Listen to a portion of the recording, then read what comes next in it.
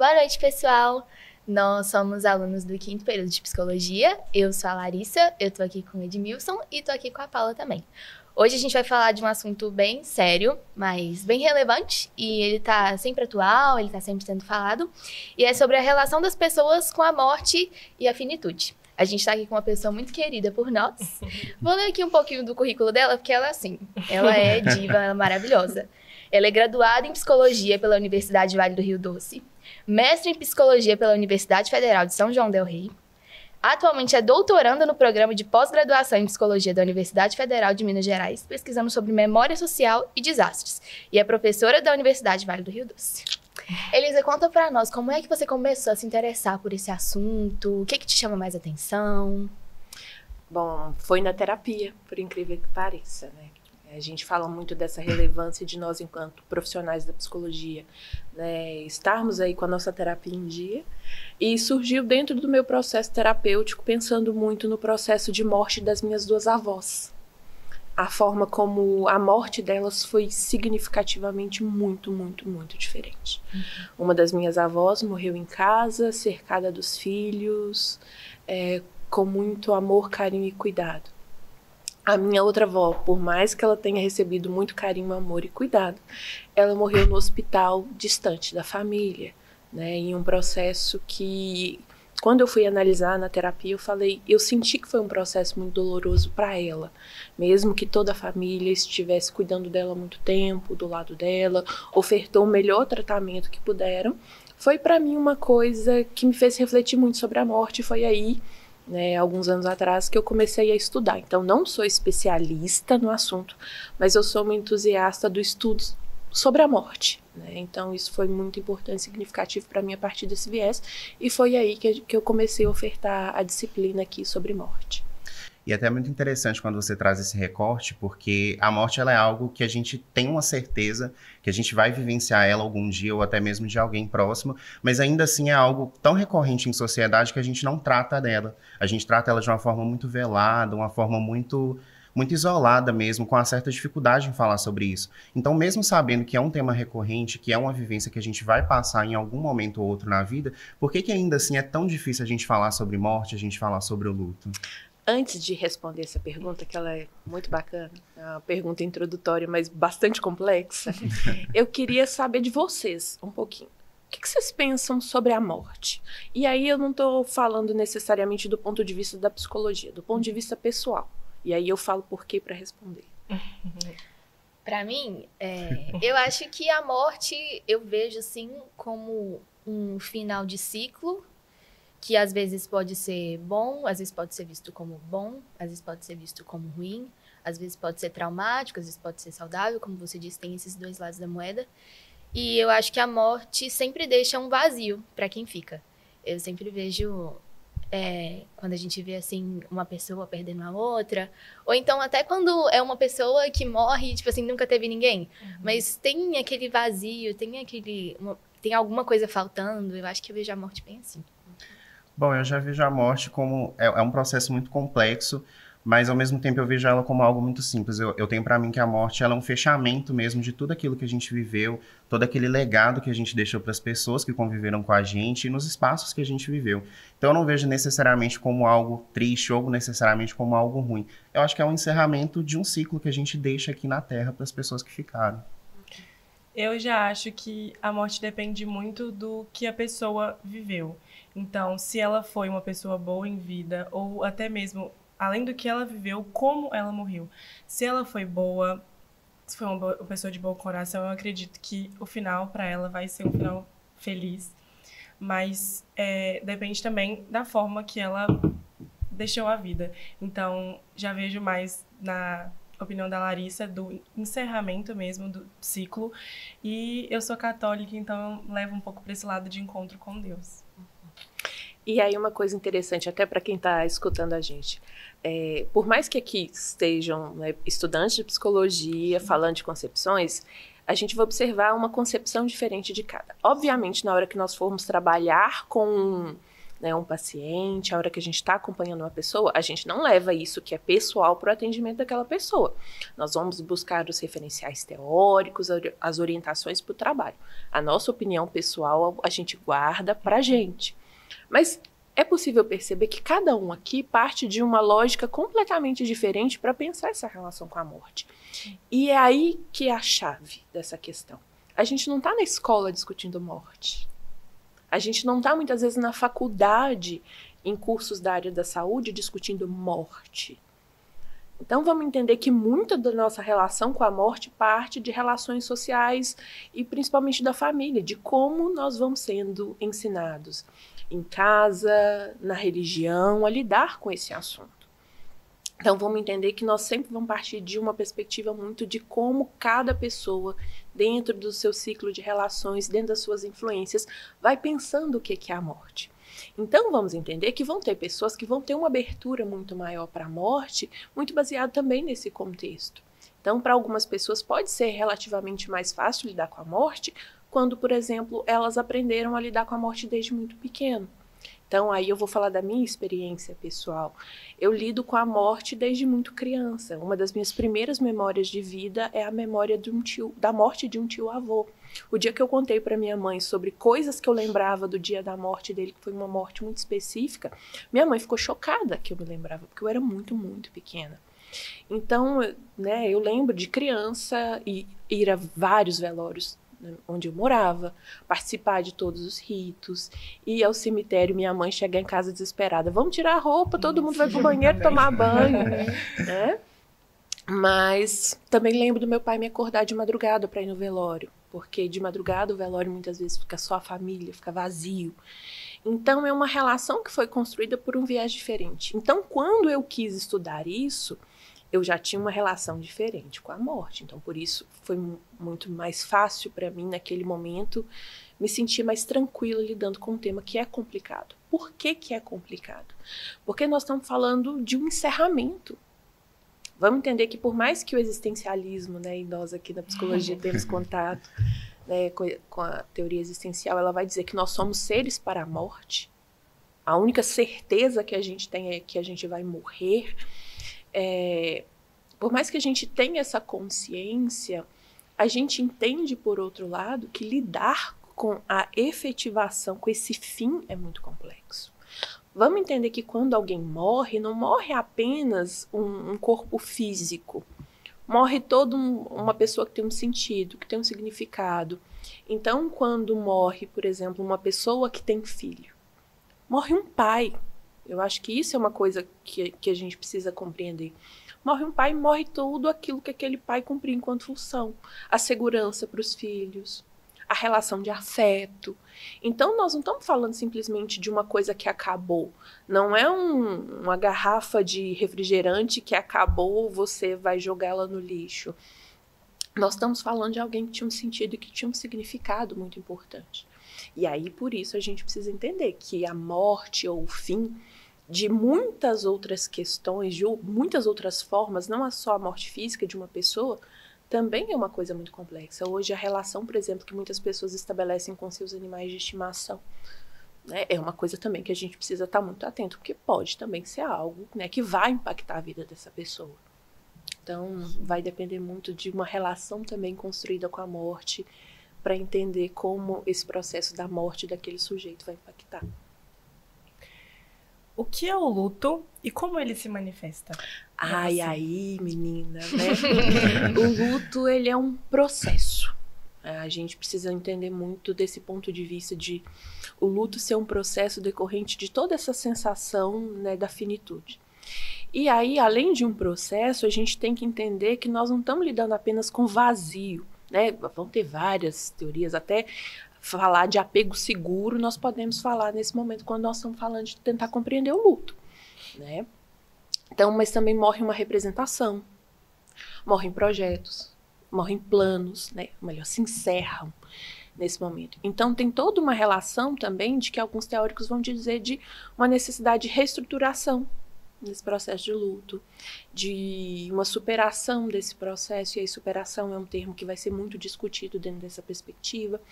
Então, quando nós estamos falando de luto, nós estamos falando de uma pessoa que dentro ali daquele processo pode ter algumas reações, né, dentro desse processo de lidar com o luto. O que é preocupante quando a gente fala do luto? De um processo de luto complicado.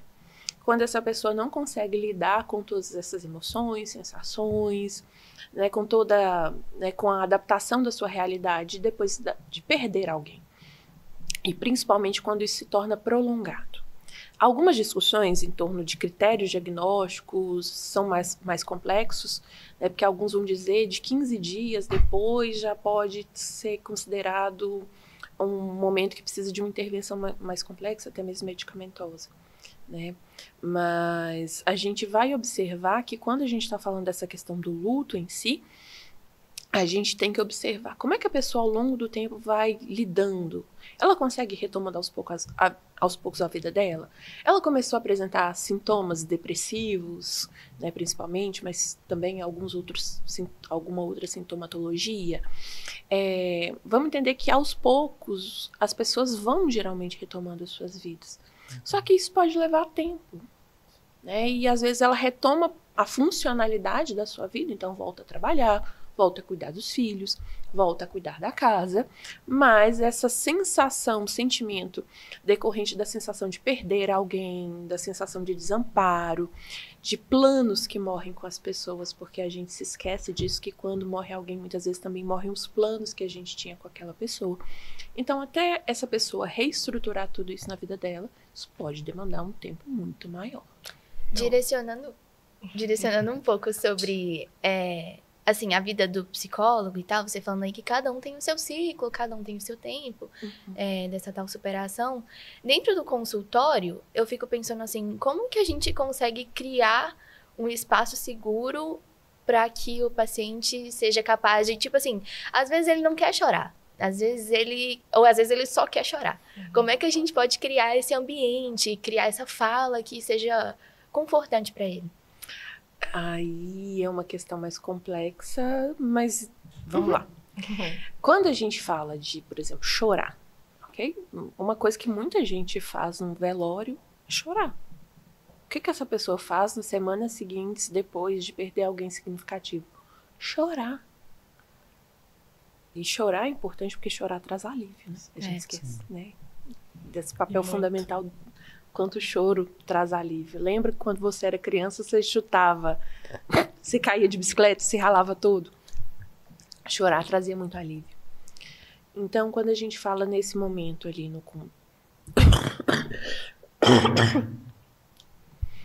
nesse momento, quando a gente fala ali dentro de um contexto, né, pós-luto, vão ter pessoas que ali no velório não vão chorar. Aí tem gente que se preocupa muito com isso. Nossa, fulano não chorou. Ou então vira e fala, nossa, fulano é muito forte. Né? Vamos entender que chorar pode trazer alívio. Não necessariamente chorar é o que todo mundo precisa em todo momento. Vamos entender que a gente espera que o choro ele tenha um significado por trás. E aí é muito mais importante a gente entender. Quem chorou, chorou por quê? Quem não chorou, não chorou por quê? Então, criar um espaço seguro é ideal. Mas o que a gente observa? Ajudar essa pessoa numa reestruturação depois desse período. Lidar com a falta dessa pessoa, retomar as atividades que são importantes e significativas, tentar fazer um planejamento. E não é no sentido de uma substituição daquilo que foi perdido, mas de que essa pessoa enxergue aquele processo como um processo importante e significativo. Quando a gente observa e conversa com pessoas que passaram por processos de luto mais complexos, que a gente observa muito no relato delas, né, é essa relação de como, né, que passaram por processo terapêutico, de como a terapia foi importante para ela retomar significado, retomar sentido de vida, planejar a vida dela sem aquela pessoa naquele momento, inclusive fazer escolhas importantes e significativas pensando nela e não na pessoa que se foi. Porque agora também ela tem que fazer isso, conseguir pensar nela e não naquela pessoa que se foi.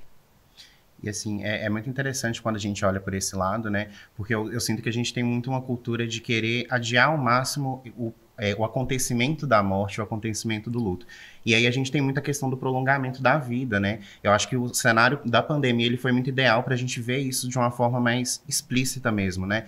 A gente tava... Aí eu vou dizer, gente, eu acho o cenário da pandemia terrível pra gente pensar a morte, é muito catastrófico, mas pode prosseguir com o seu pergunta. Não, mas é só pra gente contextualizar mesmo, porque assim, a gente estava diante de uma doença, né, de uma patologia, de que a gente não tinha tanta informação, então a gente não tinha muita noção das causas, das consequências e, consequentemente, do tratamento. Então a gente via ali o desespero das equipes médicas cada vez mais utilizando de todos os recursos paliativos mesmo, para poder prolongar a vida desse paciente, para tentar tratar ele de uma forma mais prática. Mas assim, só para a gente entender um pouco mesmo, quando que esse prolongamento de vida, esse cuidado todo paliativo, ele deixa de ser uma esperança para a pessoa e para a família, ele passa a ser um processo de sofrimento? Aí tem uma questão que eu acho interessante. Só vou comentar um pouquinho antes da pandemia. Vamos entender que na pandemia estava todo mundo tentando fazer aquilo que era possível. Sim.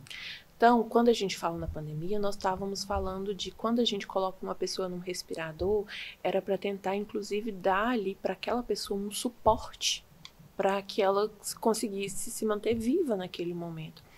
Porque muitas pessoas, por mais que tenham tido, sei lá, comprometimentos respiratórios, enfim, conseguiram, né? E aí eu gosto dessa palavra, vencer a Covid, porque aí nesse momento parece que realmente foi vencer aquele momento que nós vivenciamos. Só que quando a gente fala desse processo de prolongamento, a gente não pode discutir sozinho na psicologia.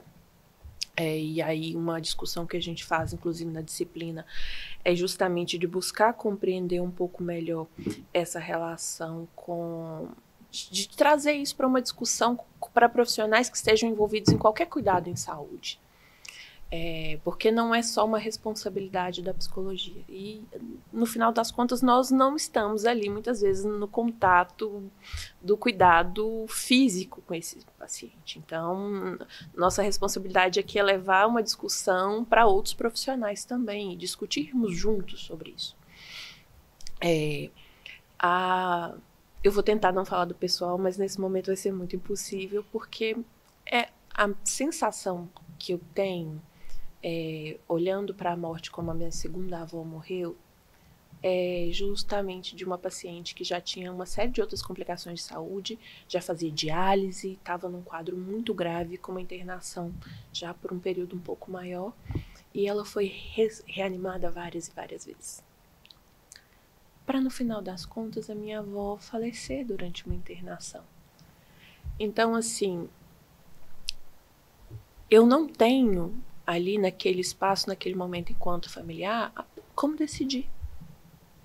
E por mais que às vezes eles me informem, eu também não vou ter, porque eu sou familiar. O meu vínculo é afetivo, eu posso pedir, não faça, reanime, ressuscitem, mantenham aqui, né, a qualquer custo. E vamos ouvir, a gente tem uma série de relatos de pessoas que realmente foram ressuscitadas, sobreviveram, venceram diversas situações, vira filme, vira série, né? E que bom, né, que essas pessoas conseguiram sobreviver. Mas fica parecendo que todo mundo vai sobreviver. Causa mais sofrimento. E então é muito uma discussão de sensibilidade em torno da morte. Sabe? Será que realmente a gente precisa evitar? Será que essa pessoa nesse momento precisa, é necessário passar por esse momento? E não vamos ser nós da psicologia que vamos decidir isso. Muito pelo contrário, está muito distante da gente. Inclusive, né, conversando com um colega médico outro dia, eu falei, olha, eu gostaria muito de se algum dia eu precisasse ser ressuscitada, a equipe só tem uma chance de me ressuscitar. Aí ele falou, impossível. Impossível. São os profissionais ali naquele momento que vão decidir. E aí pode ser que eu seja ressuscitada várias e várias vezes para morrer com sofrimento. E eu não sei, não tem como definir, ninguém tem como. Mas o que se tem discutido muito nesse prolongamento, e aí sim, isso é uma discussão muito ampla e que tem que perpassar muito, em pacientes que já têm um quadro grave, terminal, com uma possibilidade ali de manutenção da vida com qualidade de vida muito baixo, ou até mesmo manutenção da vida. em que muitas vezes profissionais ficam submetendo essa pessoa a uma série de intervenções que não necessariamente vão prolongar aquela vida com qualidade, vão apenas manter aquela vida por um determinado período, né? Às vezes o paciente ainda acamado, sendo submetido a vários tratamentos. Então, assim, é uma discussão que nós da psicologia temos que trazer e tentar pensar qual é o sentido disso. Porque nós não estamos a todo momento buscando sentido das coisas. E vamos entender, não é falando que esses profissionais estejam errados. Não, vamos entender que muitas vezes as famílias pagam profissionais para manter a vida de seus familiares. A mudança no padrão de como a gente, né, cuida de doentes muda muito em função disso. Antes as pessoas morriam em casa, cercado, né, pelas suas famílias, familiares. Hoje as pessoas morrem no hospital. Né? E vamos entender, mesmo que se a gente queira, eu não tenho condições de cuidar da minha mãe quando ela ficar mais velha, porque eu tenho que trabalhar. Se eu falar, ai, minha mãe tá doente, eu não vou trabalhar hoje, né?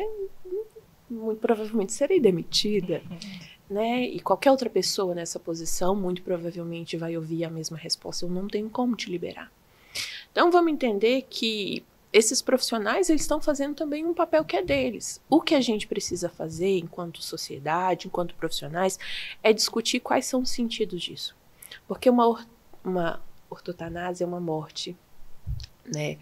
É uma morte natural, uma calostanásia vai ser uma morte com os cuidados necessários para aquela morte. Mesmo com intervenção, seja uma morte, né, tranquila, calma, sem complicações, né, com conforto para quem está morrendo. E aí, né, podcast, eu amo podcast quando o pessoal faz indicações, né? Obviamente, né, quem está aí assistindo muito provavelmente já sabe o que eu vou falar, né, mas os livros da Ana Cláudia Quintana, né? E principalmente o que eu acho muito legal são as Histórias Lindas de Morrer. Porque ali ela traz uma reflexão um pouco mais sobre o ponto de vista do trabalho da equipe, o trabalho dela, e de como aquelas mortes em específico, o trabalho dos profissionais ali faz uma diferença na hora da morte daquelas pessoas. Então, assim, eu acho que quando a minha proposta nas disciplinas para falar sobre morte não é da certeza de nada, inclusive luto não é um tema que a gente aborda. Luto é uma aula, uma questão muito pontual que a gente vai discutir luto. O tema é morte, é morrer. Eu espero que a morte de todo mundo demore muito para acontecer, que seja lá com 110 anos, idoso funcional. Ai, capinei minha horta durante o dia, reguei minhas flores, fiz um bolo de fubá à tarde, à noite deitei, respirei profundamente e adormeci para a eternidade. Mas entender que uma hora essa morte vai chegar.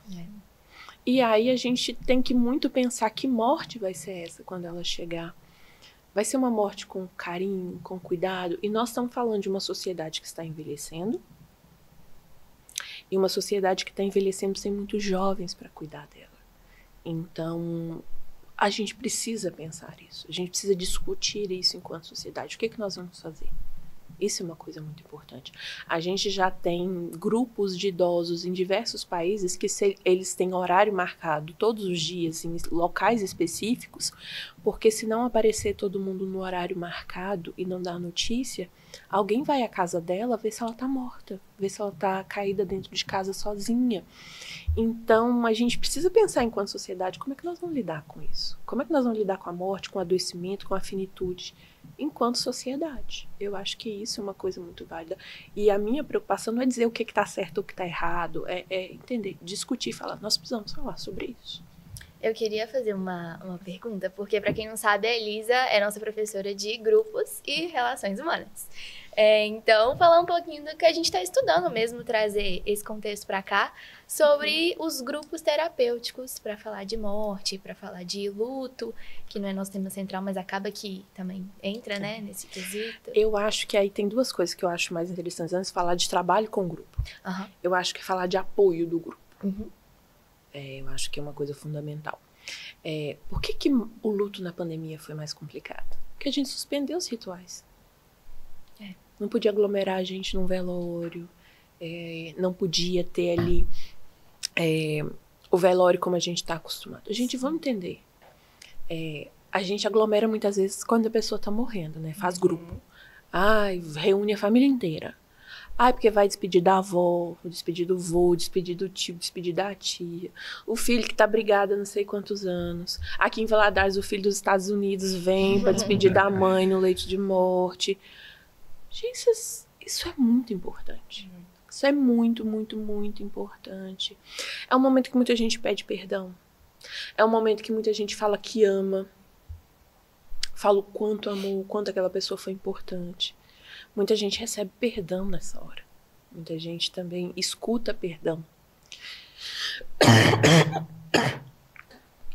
Então, escutar isso é muito importante. Falar isso sobre essas coisas é muito importante. Então, estar ali presente é fundamental. Só que no velório, gente, você recebe amor, carinho, apoio, suporte de muita gente. O tempo todo. O tempo todo.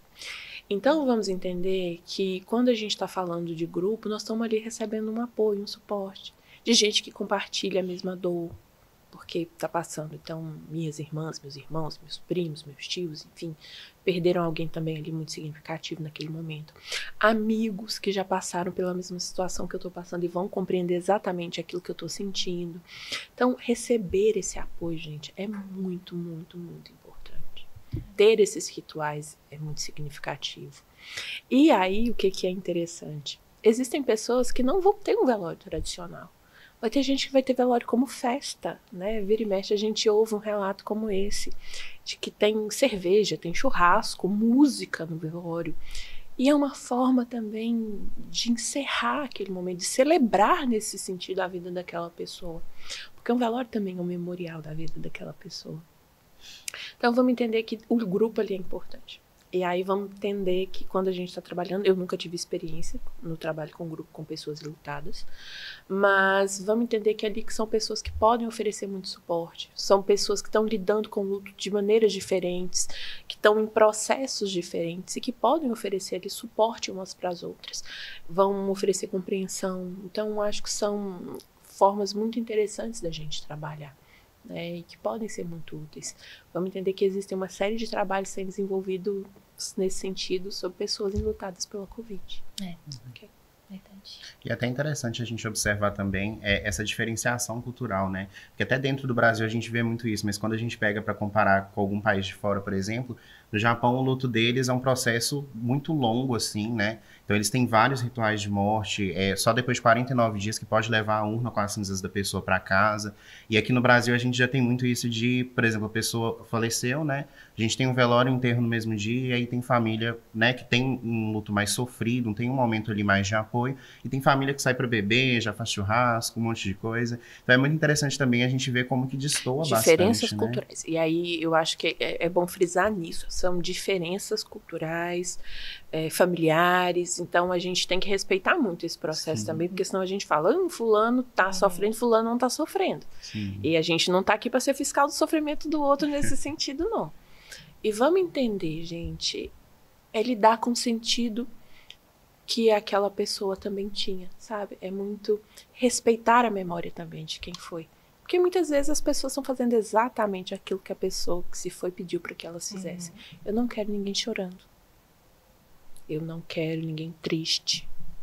Ou se vocês não chorar no meu velório, eu volto para puxar o pé de vocês.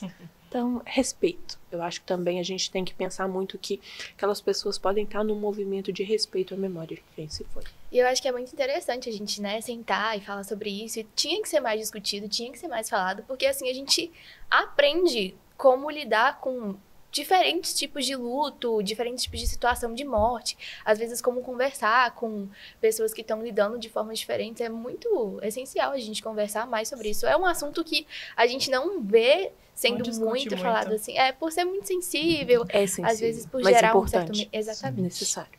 Exatamente. Assim como um monte de coisa que a gente discute na psicologia, que também é muito sensível e muito importante. Então a gente tem que discutir morte também. Verdade. Bom, gente, o nosso tempo tá acabando por aqui, que é uma pena, porque por mim a gente ficava aqui um tempão ainda discutindo sobre isso. Mas eu acho que podemos ficar, só não vamos contar para você. Mas eu acho que a gente conseguiu trazer bastante desse contexto, né, sociocultural, entender um pouco mais desses processos de morte. Queria agradecer a Elisa pela presença dela, por toda a contribuição. Agradecer também o pessoal que está nos bastidores, auxiliando a gente aqui o tempo todo. E é isso. Muito obrigada. Obrigada, Muito pessoal. obrigado.